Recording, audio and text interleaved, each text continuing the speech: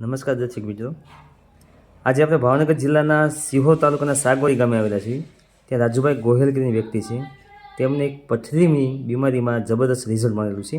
આ રીતે ફ્રીક્વન્સીથી તો આપણે એના મુખ્ય રીતે સાંભળીએ કે એને કઈ રીતે આ રિઝલ્ટ મળેલું છે. નમસ્કાર રાજુભાઈ, આ કઈ રીતે તમને? નમસ્કાર. મને પથરીની તકલીફ છેલ્લા વર્ષ દિવસથી હતી. દર મહિને દુખાવો થાય અને પથરી 3-4 દિવસ દુખાવો થાય પછી પથરી નીકળ્યા કરતી હતી. બરાબર, અસહ્ય દુખાવો થાય ત્યારે? અસહ્ય દુખાવો થાય ત્યારે. બરાબર છે. પછી આ ફ્રીક્વન્સી મશીન આવ્યું અને આનાથી માત્ર 2 કે 3 વાર થેરાપી લીધી. ઓકે.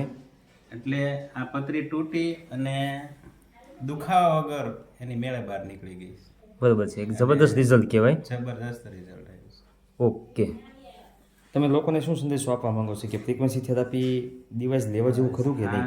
આ ડિવાઇસ છે એ ઘર માટે આશીર્વાદરૂપ છે, એટલે દરેકે વસાવવું જોઈએ. વસાવવું જેવું જોઈએ. બરાબર છે. નાની મોટી બીમારીમાં પણ બધી બીમારીમાં કામ આપે છે. Okay, thank you.